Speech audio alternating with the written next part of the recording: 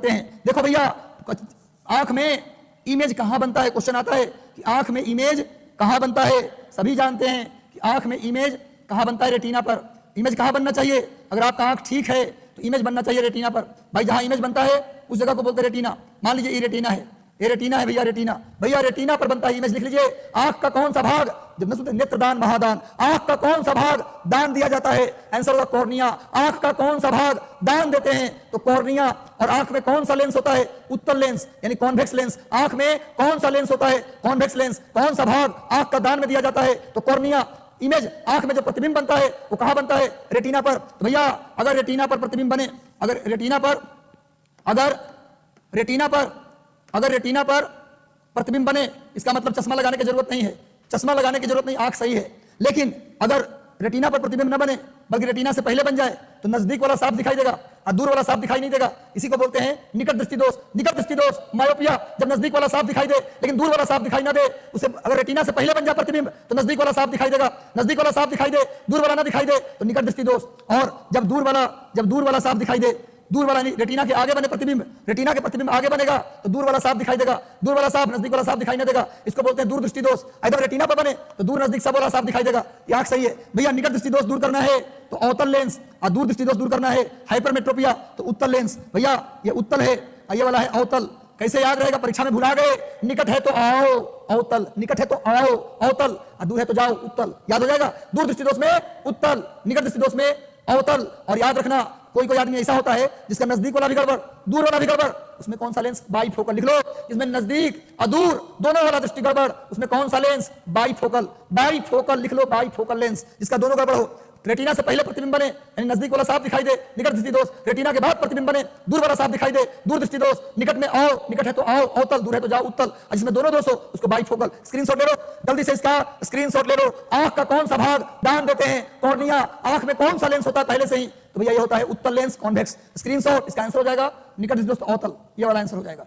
चलिए चलो भाई जल्दी से स्क्रीनशॉट ले लीजिए, स्क्रीनशॉट ले लो, आगे आ जाओ, भूलना मना है। कोई व्यक्ति समतल के साथ 90 डिग्री का कोण बनाता है तो उसका कार्य क्या होगा। कोई व्यक्ति समतल के साथ 90 डिग्री का कोण बना के खड़ा है, 90 डिग्री का कोण बना रहा है, यहां पर व्यक्ति खड़ा है, ऐसे खड़ा है, समतल के साथ कितना बना रहे 90 डिग्री। तो फॉर्मूला होता है वर्क, तो कार्य क्या होगा, वर्क बराबर W बराबर FS cos थीटा होता है। और थीटा कितना है 90 डिग्री, तो force into S into cos 90 degree. cos 90 degree का मतलब होता है 0। cos 90 का मान कितना होता है जी, 0। याद कर लीजिए, वैल्यू याद करना चाहिए। cos 90 का मान 0, तो कितना भी संख्या में 0 से गुना करेंगे तो टोटल वर्क क्या हो जाएगा, रिजल्टेंट क्या मिलेगा, 0।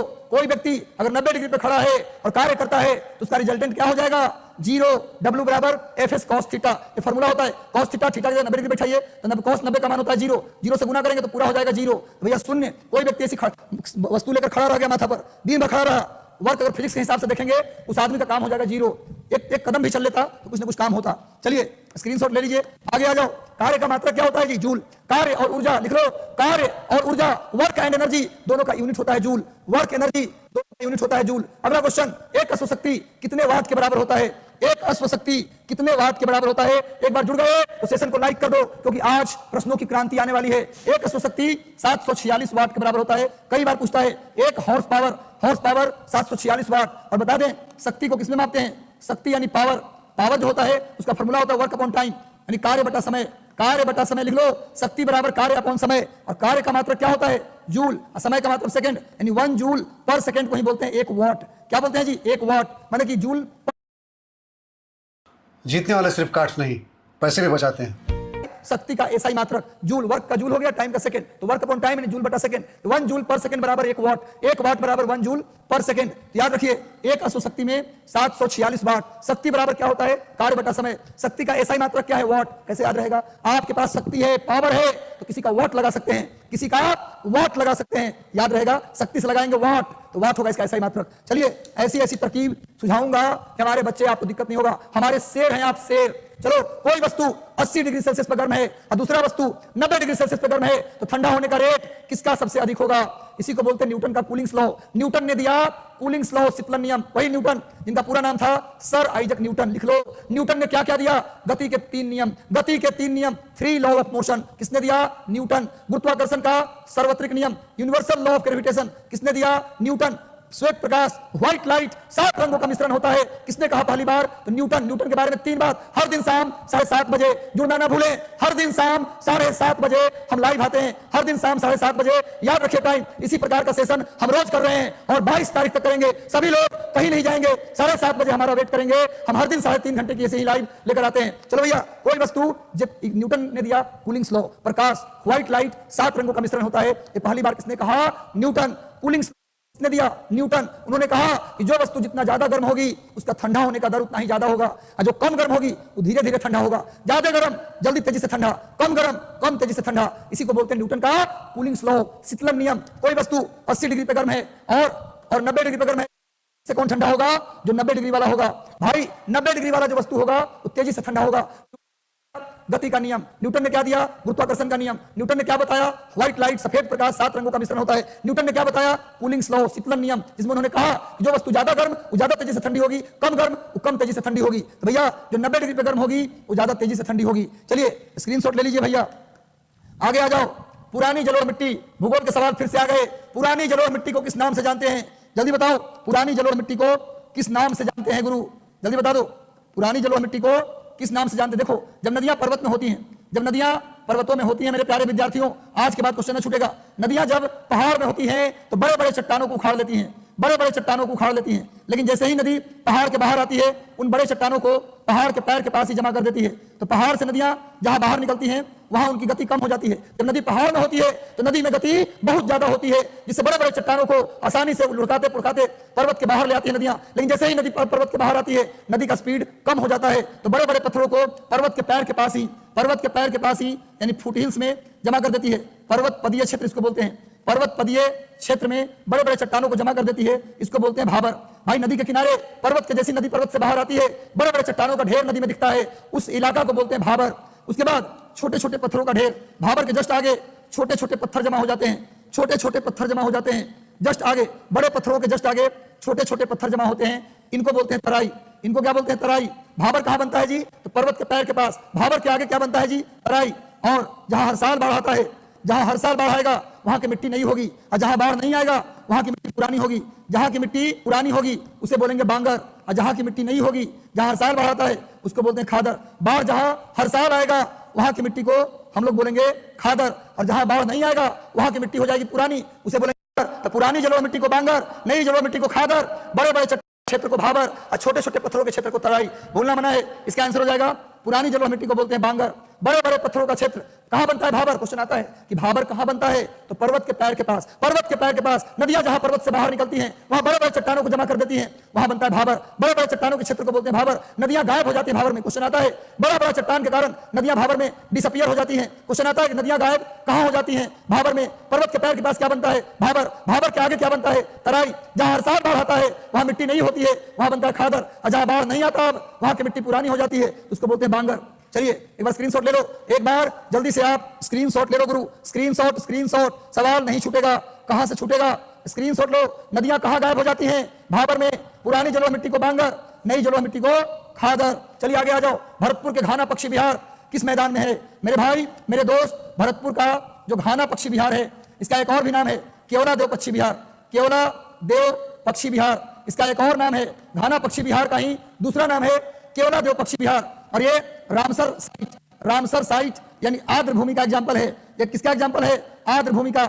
आर्द्र भूमि को ही हम लोग रामसर साइट भी कहते हैं, अंग्रेजी में वेटलैंड भी कहते हैं, वेटलैंड। तो बिहार में एकमात्र आर्द्र भूमि बेगूसराय का कांवर झील है। बिहार में एकमात्र आर्द्र भूमि रामसर साइट, बेगूसराय का कांवर झील। भारत में भाई अंतरराष्ट्रीय आर्द्र भूमि दिवस, अंतरराष्ट्रीय आर्द्र भूमि दिवस कब मनाते हैं? 2 फरवरी को। 2 फरवरी नोट कर लो, अंतरराष्ट्रीय आर्द्र भूमि दिवस 2 फरवरी को मनाते हैं। बिहार में एकमात्र आर्द्र भूमि कौन सा है जी? कांवर झील, बेगूसराय। और राजस्थान का घाना पक्षी विहार, जिसे हम केवला देव पक्षी विहार या इसी को हम लोग भरतपुर पक्षी विहार भी बोलते हैं। भरतपुर पक्षी विहार, घाना पक्षी विहार, केवला देव पक्षी विहार, ये तीनों एक ही बात है। ये सब किसके एग्जाम्पल हैं? रामसर लैंड के। कहां है भैया? राजस्थान के मैदान में। कहां है?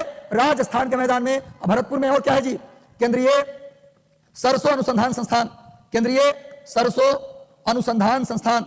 केंद्रीय सरसों लिख लो भैया, केंद्रीय सरसों अनुसंधान संस्थान कहाँ है? भरतपुर में। केंद्रीय सरसों अनुसंधान संस्थान, मेरे प्यारे विद्यार्थियों, ये भरतपुर में है, नोट कर लीजिए। भरतपुर में केंद्रीय सरसों अनुसंधान संस्थान है। भरतपुर में केवलादेव घाना पक्षी विहार है। और ये किसके लिए फेमस है? साइबेरिया के सारस। नोट कर लो, साइबेरिया के सारस।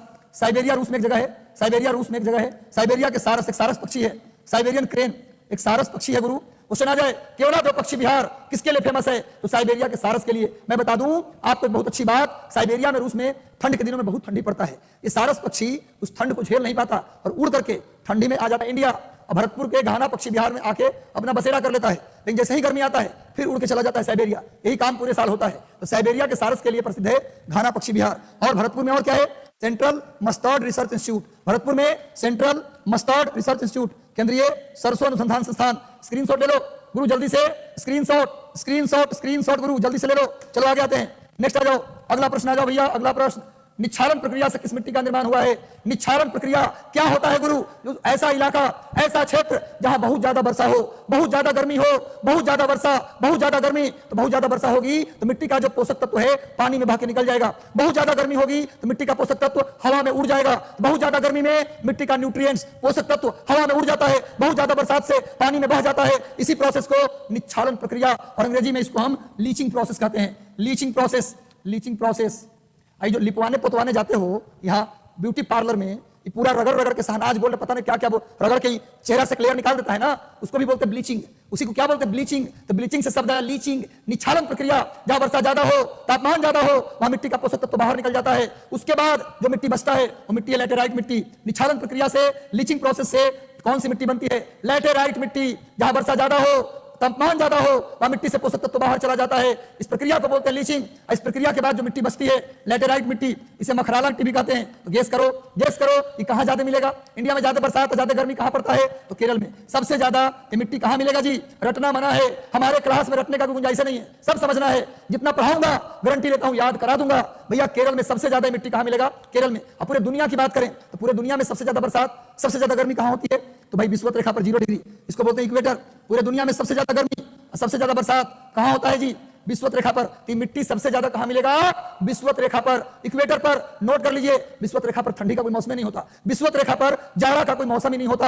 यहाँ पूरे साल गर्मी, सुबह के 8 बजे से लेके दिन के 2 बजे तक इतनी गर्मी होती है कि आपकी चमड़ी जल जाएगी, आप पेंट ब्लैक हो जाएंगे। ब्लैक नहीं, पेंट ब्लैक। टॉर्च अगर रात में जला दें अंधेरे में, ब्लैक कलर इतना अब काले पड़ जाएंगे। तो विषुवत रेखीय क्षेत्र के जितने लोग हैं पेंट ब्लैक काले होते हैं, क्योंकि वहां सुबह 8 से लेके दिन के 2 बजे तक भयानक गर्मी, शाम के 2 से 4 इतनी वर्षा होती है, इतनी वर्षा होती है कि आप पानी में बह सकते हैं। ये रोज का नियम है वहां का। तो ये मिट्टी ज्यादा कहां मिलेगी? विषुवत रेखीय प्रदेश में। एक बात और जान जाइए आप लोग, इतना बरसात, इतनी गर्मी होती है विषुवत रेखीय प्रदेश में, इक्वेटोरियल रीजन में, ज्यादा बरसात ज्यादा गर्मी होगी तो जाहिर सी बात है वहां सबसे अधिक बायोडायवर्सिटी होगा। पूरे दुनिया में सबसे अधिक जैविक विविधता कहां पाया जाता है? विषुवत रेखीय प्रदेश में। पूरे दुनिया में सबसे अधिक बायोडायवर्सिटी कहां पाया जाता है? इक्वेटोरियल रीजन में। क्यों? क्योंकि यहाँ ज्यादा वर्षा होती है, ज्यादा गर्मी पड़ता है। चलिए भैया आगे आ जाओ, सवाल नहीं छूटेगा। अब विषुवत रेखा में भी कहा? ब्राजील के अमेजन नदी के जंगलों में सबसे ज्यादा बायोडायवर्सिटी इक्वेटर पर तो मिलता है, और इक्वेटर में भी कहा?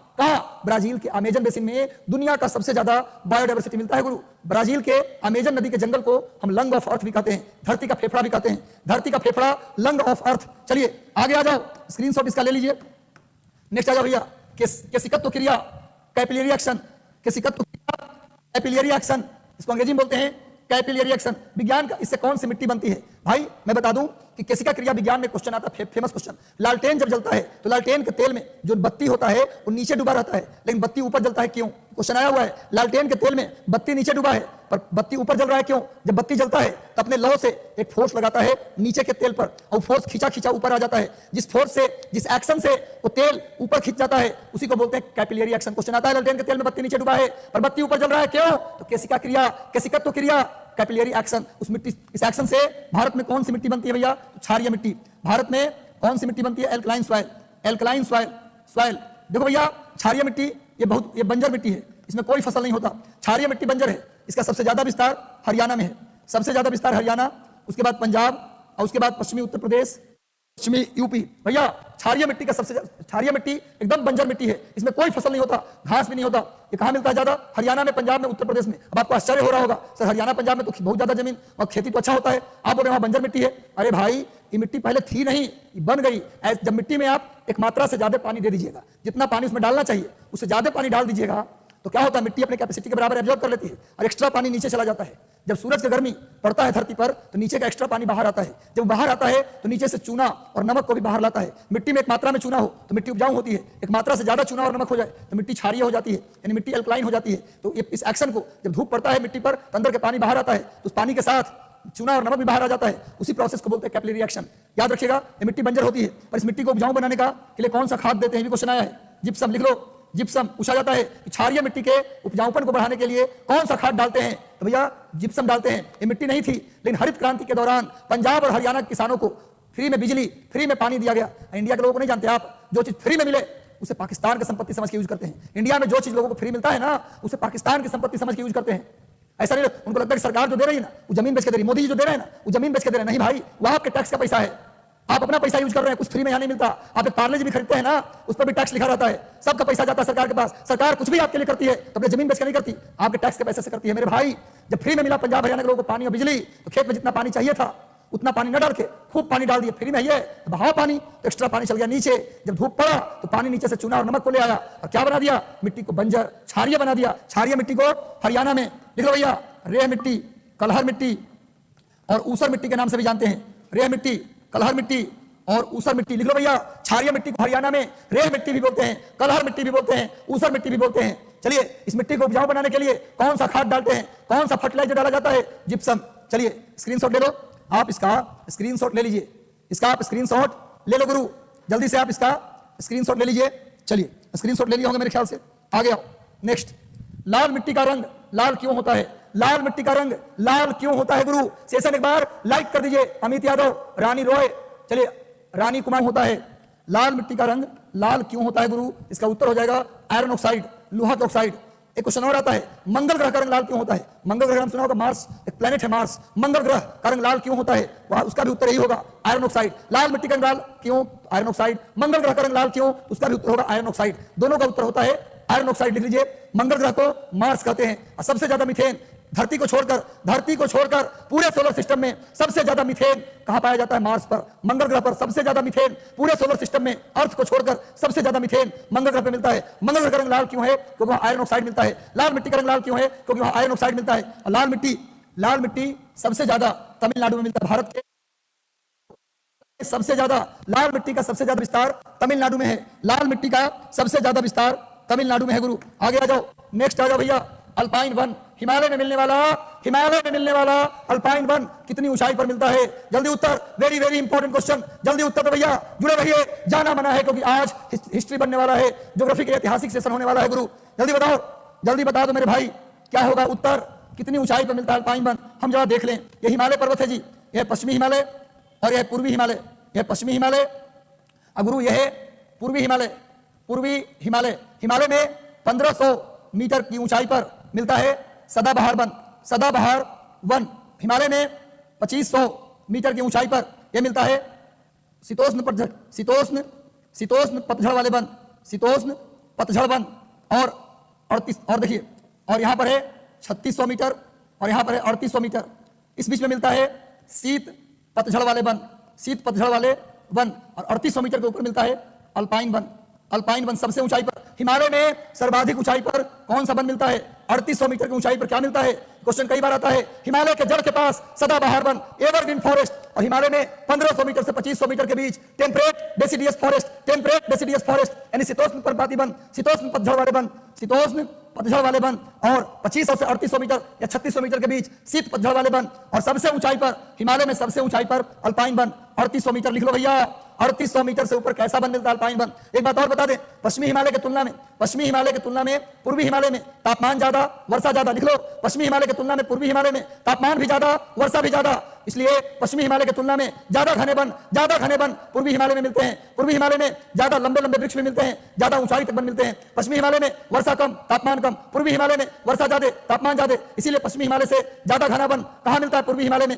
ज्यादा ऊंचे वृक्ष कहां मिलते हैं? पूर्वी हिमालय में। पश्चिमी हिमालय में कम ऊंचाई तक पेड़ मिलता है, देखिए 3600। और पूर्वी हिमालय में तापमान ज्यादा होने के कारण ज्यादा ऊंचाई तक पेड़ मिलता है। पश्चिमी हिमालय और पूर्वी हिमालय में अंतर समझ गए? पश्चिमी हिमालय में तापमान कम, वर्षा कम, पूर्वी हिमालय में तापमान ज्यादा, वर्षा ज्यादा। पश्चिमी हिमालय में कम घना वन, पूर्वी हिमालय में ज्यादा घना वन। पश्चिमी हिमालय में ज्यादा ऊंचे पेड़ नहीं, लेकिन पूर्वी हिमालय में ज्यादा ऊंचे पेड़ मिलते हैं। पश्चिमी हिमालय में कम ऊंचाई तक पेड़ मिलते हैं और पूर्वी हिमालय में ज्यादा ऊंचाई तक पेड़ मिलते हैं। इसीलिए भारत में लिख लो, भारत में बायोडायवर्सिटी हॉट स्पॉट की बात करें तो भारत में 2 है, लेकिन वैसे तो 4 है, वैसे 4 है, लेकिन इंडिया के अंदर 2 है। भारत में दो बायोडाइवर्सिटी हॉट स्पॉट है। पहला है पूर्वी हिमालय, लिख लो भैया, बायोडाइवर्सिटी का हॉट स्पॉट पूर्वी हिमालय, और दूसरा है पश्चिमी घाट। भारत में 2 बायोडाइवर्सिटी हॉट स्पॉट है, पूर्वी हिमालय और पश्चिमी घाट। वैसे भारत और भूटान की सीमा पर भी एक है, और भारत म्यांमार की सीमा पर भी एक है। Bharat Myanmar, Bharat Bhutan, in complete India में 2 हॉट स्पॉट है। कौन कौन? पूर्वी हिमालय और दूसरा पश्चिमी घाट।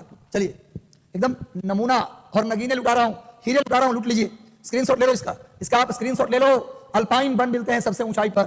चलो आगे आ जाओ। नेक्स्ट, भारत में मैंग्रोव वनस्पति किस क्षेत्र में मिलता है भैया?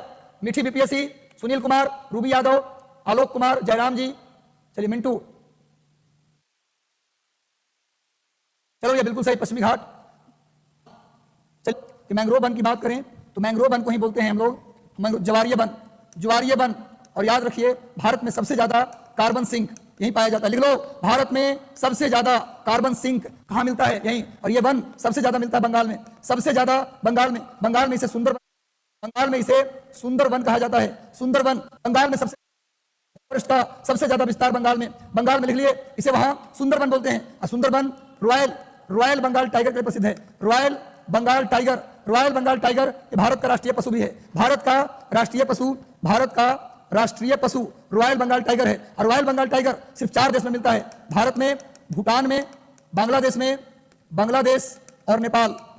लिख लो भैया, भारत रॉयल बंगाल टाइगर पूरे दुनिया में 4 देश में मिलता है। रॉयल बंगाल टाइगर की एक प्रजाति है रॉयल बंगाल टाइगर, ये सिर्फ 4 कंट्री में मिलता है, भारत, बांग्लादेश, नेपाल और भूटान। नोट कर लीजिए, 4 ही देश में मिलता है रॉयल बंगाल टाइगर। और भारत के राष्ट्रीय पशु रॉयल बंगाल टाइगर को ही भारत का राष्ट्रीय पशु कहते हैं। और कब से? 1872 के बाद से, 1972 के बाद से 1972 तक भारत का राष्ट्रीय पशु था लायन। भारत के राष्ट्रीय पशु 1972 तक था लायन। 1973 से भारत का राष्ट्रीय पशु हो गया रॉयल बंगाल टाइगर। उससे पहले था शेर, लायन, अब हो गया टाइगर भारत का राष्ट्रीय पशु। याद कर लीजिए। और उसी साल 1973 में टाइगर प्रोजेक्ट लाया गया था। टाइगर को बचाने के लिए टाइगर प्रोजेक्ट क्वेश्चन आता है। टाइगर को बचाने के लिए टाइगर प्रोजेक्ट की शुरुआत इंडिया में कब की गई? 1973 में। टाइगर को बचाने के लिए टाइगर प्रोजेक्ट की शुरुआत कब किया गया? 1973 में। नोट कर लीजिए, 73 से ही रॉयल बंगाल टाइगर भारत के राष्ट्रीय पशु।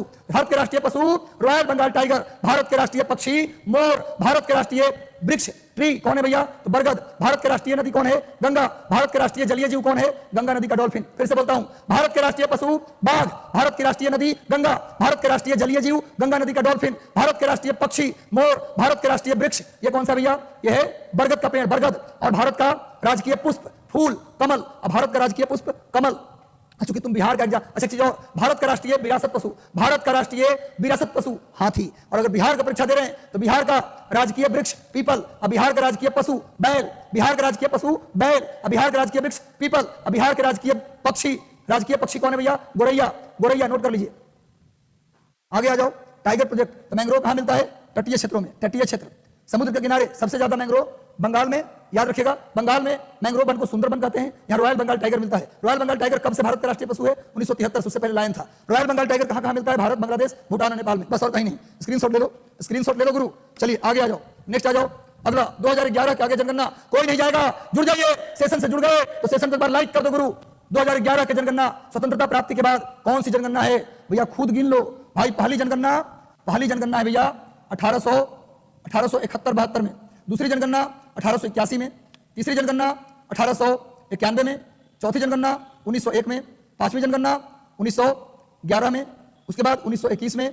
उसके बाद 1931 में और फिर 1941 में। आजादी से पहले भैया ये था इरेगुलर, ये था अनियमित जनगणना। इसको छोड़ देंगे तो आजादी से पहले कितनी जनगणना? 1 2 3 4 5 6 7। आजादी से पहले 7। और अब आजादी मिल गई तो 1951 में। आजादी के बाद 1961 में, फिर 1971 में, फिर 1981 में, फिर 1991 में और फिर 2001 में और 2011 में। 1 2 3 4 5 6 7। तो आजादी के बाद भारत की कईवीं जनगणना है? 2011 की जनगणना। आजादी के बाद 7वीं। आजादी से पहले कितने? इसको मिला लेंगे तो 8, इसको हटा देंगे तो 7। तो अगर रेगुलर सेंसस मिलाएं, रेगुलर जनगणना, नियमित जनगणना बोले तो टोटल कईवीं जनगणना? 14वीं। 7 7 14, इसको भी मिला ले तो 15वीं। 2011 की जनगणना कईवीं जनगणना? टोटल मिला ले तो 15वीं, और इसको छोड़ दें तो 14वीं। और आजादी के बाद 7वीं। आजादी के बाद 7वीं, टोटल मिला ले तो 15वीं। और 71-72 वाले यानी अनियमित वाले को छोड़ दें तो कईवीं होगी? 14वीं। चलो स्क्रीनशॉट ले लो। अच्छा चीज और, जो 1921 का जनगणना है लिख लो। 1921 इसको बोलते हैं हम लोग जनसंख्या का महान विभाजन वर्ष। ये बीपीएससी सीडीपीओ का क्वेश्चन है। बीपीएससी में सीडीपीओ में क्वेश्चन आया था जनसंख्या का महान विभाजन वर्ष।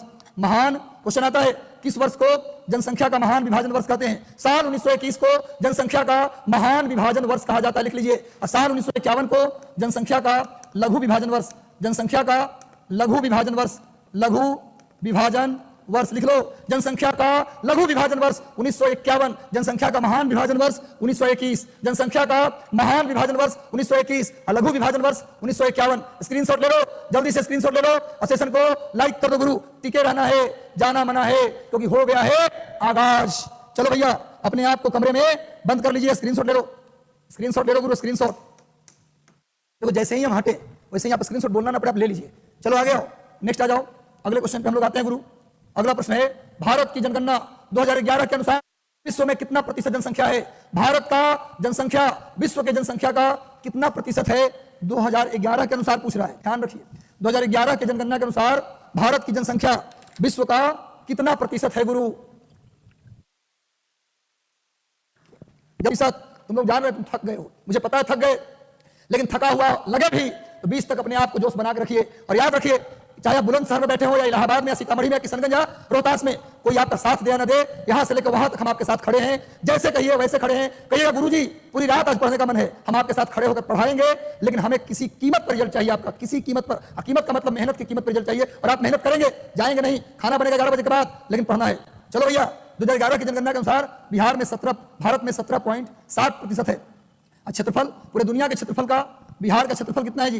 2.4%। लिख लीजिए, बिहार का क्षेत्रफल, पूरे बिहार नहीं, भारत का क्षेत्रफल पूरे दुनिया के क्षेत्रफल का 2.4%। जमीन इतनी सा और जनसंख्या उतना सा, सोचिए क्या हो गया। जनसंख्या 17.7% और क्षेत्रफल मात्र 2.4%। स्क्रीनशॉट ले लीजिए, स्क्रीनशॉट ले लो गुरु। आगे आ जाओ, नेक्स्ट आ जाओ, अगला क्वेश्चन। 2011 की जनगणना के अनुसार भारत की कुल जनसंख्या में नगरीय जनसंख्या का प्रतिशत कितना है? भारत के कुल जनसंख्या में नगरीय जनसंख्या का प्रतिशत। पूरे दुनिया में अगर आप देखें, इसका एक ट्रिक है, एक ट्रिक है भैया, इसका ट्रिक है रक्कूबाई, क्षेत्रफल वाले में रक्कूबाई एक ट्रिक है। आर से हो गया रसिया, सी से हो गया कनाडा, सी से हो गया चाइना, उसके बाद हो गया यूएसए, फिर हो गया ब्राजील, उसके बाद हो गया ऑस्ट्रेलिया, और उसके बाद हो गया इंडिया। भाई नोट कर लो रक्कूबाई, रक्कूबाई एरिया के हिसाब से, एरिया के हिसाब से दुनिया के देश का ट्रिक रक्कूबाई। RCCUBAI, आर से रूस, सी से कनाडा, अगला सी से चाइना, यू से यूएसए, बी से ब्राजील, ए से ऑस्ट्रेलिया, आई से इंडिया। पहले नंबर पर दुनिया में क्षेत्रफल में कौन है? रूस। दूसरे नंबर पर कनाडा, तीसरे नंबर पर क्षेत्रफल में कौन है? चाइना। चौथे नंबर पर यूएसए, पांचवें नंबर पर ब्राजील। ब्राजील एक ऐसा देश है जो जनसंख्या में भी दुनिया में पांचवा है और क्षेत्रफल में भी पांचवा है। ब्राजील जनसंख्या क्षेत्रफल दोनों में पांचवा है। ऑस्ट्रेलिया क्षेत्रफल में छठे नंबर पे और इंडिया सातवें नंबर।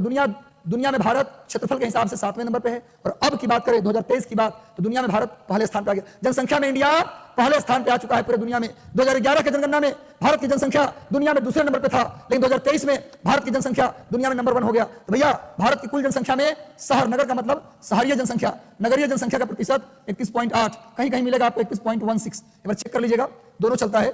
चलिए भैया, भारत की जनसंख्या, नगरीय जनसंख्या इतना है। अगर आपको ग्रामीण जनसंख्या निकालना है तो 100 में से घटा दीजिए, कितना को? 31.80 को, जो आएगा वो होगा ग्रामीण जनसंख्या। टोटल 100% जनसंख्या है, उसमें इतना प्रतिशत शहर में, तो जो 100 में से घटाएंगे उतना हो जाएगा गांव में।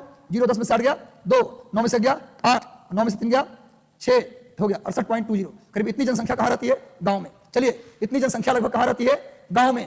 चलिए निकालने का तरीका बता दिया, कैसे निकालेंगे। रक्कूबाई एक बार स्क्रीनशॉट ले लो, रक्कूबाई का स्क्रीनशॉट ले लो, काम आएगा बहुत एग्जाम में जब भूल जाते हैं तो काम आते हैं। चलिए आगे आइए, नेक्स्ट आ जाओ गुरु, अगले क्वेश्चन पे।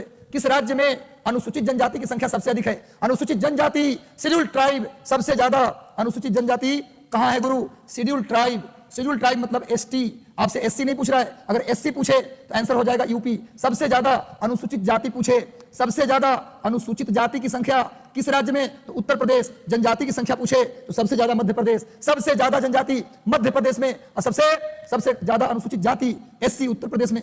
उत्तर प्रदेश में सबसे ज्यादा एससी, नोट कर लीजिए, सबसे ज्यादा एससी शेड्यूल कास्ट यानी अनुसूचित जाति उत्तर प्रदेश, और सबसे ज्यादा अनुसूचित जनजाति मध्य प्रदेश। और पूछा जाए कि मध्य प्रदेश में भारत में क्षेत्रफल के हिसाब से सबसे अधिक वन, सबसे अधिक फॉरेस्ट कहां मिलता है मध्य प्रदेश में, प्रतिशत के हिसाब से सबसे ज्यादा वन मिजोरम में, परसेंटेज के हिसाब से पूछे इंडिया में सबसे ज्यादा वन किस राज्य में, तो मिजोरम में, क्षेत्रफल के हिसाब से सबसे बड़ा वन, भारत में सबसे ज्यादा क्षेत्रफल वाला वन मध्य प्रदेश में। याद कर लो, प्रतिशत में मिजोरम, क्षेत्रफल में मध्य प्रदेश। मध्य प्रदेश में सबसे ज्यादा बाघों की संख्या, इंडिया में सबसे अधिक बाघ की संख्या मध्य प्रदेश। सोयाबीन के उत्पादन में मध्य प्रदेश, बाघों की संख्या सबसे अधिक मध्य प्रदेश, क्षेत्रफल में वनों का क्षेत्रफल फॉरेस्ट के एरिया में सबसे अधिक मध्य प्रदेश, प्रतिशत में फॉरेस्ट सबसे ज्यादा मिजोरम और सबसे ज्यादा अनुसूचित जनजाति मध्य प्रदेश, सबसे ज्यादा अनुसूचित जनजाति मध्य प्रदेश, बाघ की संख्या मध्य प्रदेश, क्षेत्रफल में सबसे ज्यादा मध्य प्रदेश, वनों का क्षेत्रफल सबसे ज्यादा मध्य प्रदेश और यहां पर सोयाबीन का उत्पादन सबसे ज्यादा मध्य प्रदेश।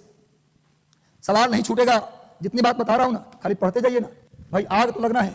चलिए आगे आओ, डेली सुनो, हर दिन 7:30 बजे कहीं नहीं साक्षरता दर की गणना किस आधार पर की जाती है, इंडिया में कौन व्यक्ति है साक्षर, ये बात किस आधार पर होता है, टोटल जनसंख्या से, बच्चों की संख्या से, देश की जनसंख्या से या 7 साल से ऊपर की जनसंख्या से। भारत में किसे माना जाता है साक्षर? एक बार सेशन को लाइक कर दीजिए। शाम 7:30 बजे हर दिन भूलिए मत जुड़ना।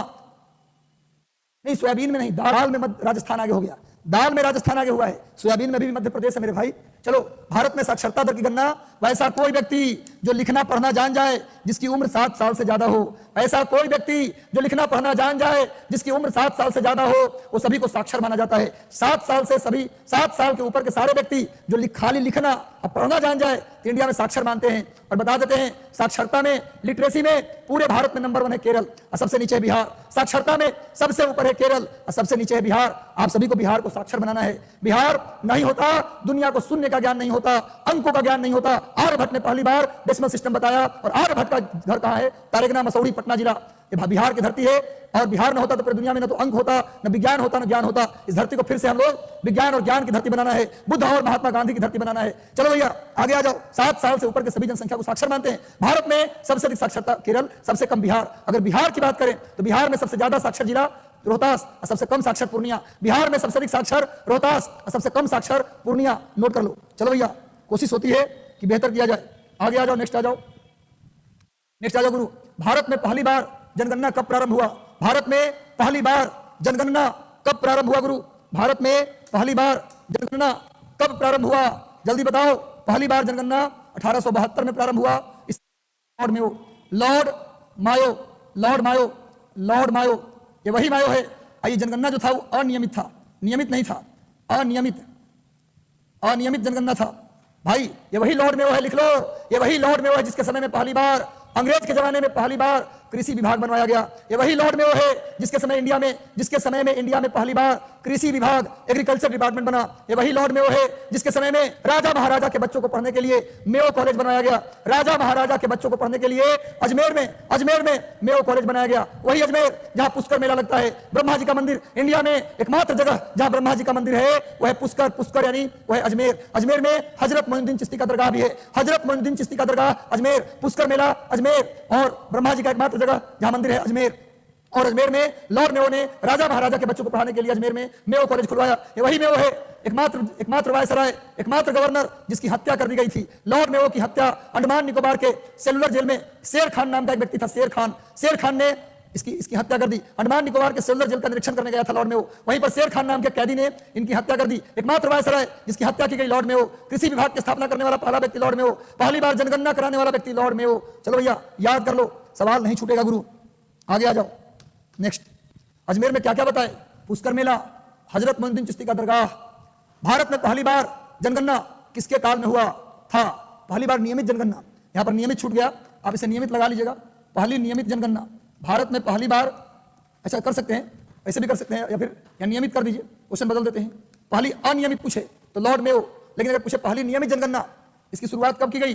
पहली नियमित 1881 में। उस समय वायसराय बताइए कौन था? उस समय पहली जनगणना पूछे तो लॉर्ड मेयो हो जाएगा। पहली नियमित जनगणना, क्वेश्चन बदल दिया, पहली नियमित जनगणना लॉर्ड रिपन। पहली नियमित जनगणना लॉर्ड रिपन 1881। और ये वही लॉर्ड रिपन है जिसके समय में पहली नियमित जनगणना शुरू हुआ। ये वही लॉर्ड रिपन है जिसके समय में पहली बार कारखाना कानून आया। इंडिया में पहली बार कारखाना कानून किसने लाया? Lord Ripon. पहली बार नगर निगम ग्राम पंचायत की बात किसने की? Lord Ripon. इल्बर्ट बिल कल मैंने बताया था। इल्बर्ट बिल का मतलब ऐसा बिल जिसके तहत अब भारतीय जज भी ब्रिटिश लोगों का मुकदमा सुन सकते थे। भारतीय जज भी ब्रिटिश लोगों का मुकदमा सुन सकते थे। इसी को बोलते थे तिलबॉट बिल। लेकिन तिलबॉट बिल को वापस लेना पड़ा। तिलबॉट बिल किस समय आया? कौन सा गवर्नर था? तिलबॉट बिल आया लॉर्ड रिपन। Lord Ripon. पहली बार कारखाना अधिनियम इंडिया में कब आया? Lord Ripon. ग्राम पंचायत नगर निगम कब? Lord Ripon. और इसी के समय नियमित जनगणना की शुरुआत हुआ। इसके अलावा लॉर्ड रिपन ने और क्या किया? लॉर्ड रिपन ने सिविल सेवा की उम्र को 19 साल से बढ़ा के 21 साल कर दिया। 19 साल कर दिया था लीटन ने, उसको बढ़ाकर दोबारा 19 से 21 कर दिया। चलिए आगे आ जाओ, नेक्स्ट आ जाओ। अगला 2011 में घोषित जनगणना के आंकड़ों के अनुसार गांव में रहने वाले भारतीय कितना है? अभी बताया हूं, लगभग बताया हूं ना जी, लगभग 68% और 31.8 कहां रहते हैं? शहर में, नगर में। गांव में कितना? 2011 के जनगणना के अनुसार गांव में कितनी जनसंख्या? जल्दी बताओ। एक क्वेश्चन तुमसे ऐसे ही पूछ रहा हूं। 2011 की जनगणना के अनुसार भारत में कितने महानगर हैं? 2011 की जनगणना के अनुसार इंडिया में कितने मेट्रो सिटी? कितने मेट्रो सिटी? मतलब मत सोचना कि जहां मेट्रो ट्रेन चल रही है उसको मेट्रो सिटी बोलेंगे। गलत उत्तर। उत्तर होगा जहां की जनसंख्या, जिस शहर की जनसंख्या 10 लाख हो जाए उस शहर को बोलते हैं मेट्रो सिटी। भारत में 2011 की जनगणना के अनुसार मेट्रो सिटी, महानगर यानी 10 लाख की जनसंख्या वाला नगर कौन कितने हो गए? तो 2011 की जनगणना के अनुसार 52 महानगर। भारत में 52 ऐसे शहर थे जिनकी जनसंख्या 10 लाख हो चुका था। सबसे ज्यादा महानगर उत्तर प्रदेश में, सबसे ज्यादा महानगर उत्तर प्रदेश में, और बिहार में 1 महानगर। बिहार में मेट्रो सिटी कितने? 1, खाली पटना। झारखंड में 2 महानगर है, एक धनबाद और एक टाटा।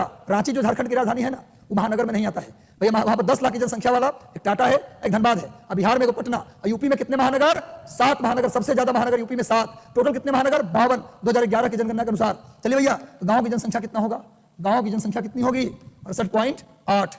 चलिए आगे आ जाओ, एकदम यूनिक जानकारी मिल रहा है। जिस नगर की जनसंख्या 10 लाख हो जाए। अब भारत का पहला नगर जिसे महानगर घोषित किया गया था वो था कौन? कलकत्ता। भारत का पहला नगर जिसे महानगर घोषित किया गया था, मेट्रो सिटी बनाया गया था, वो था कलकत्ता।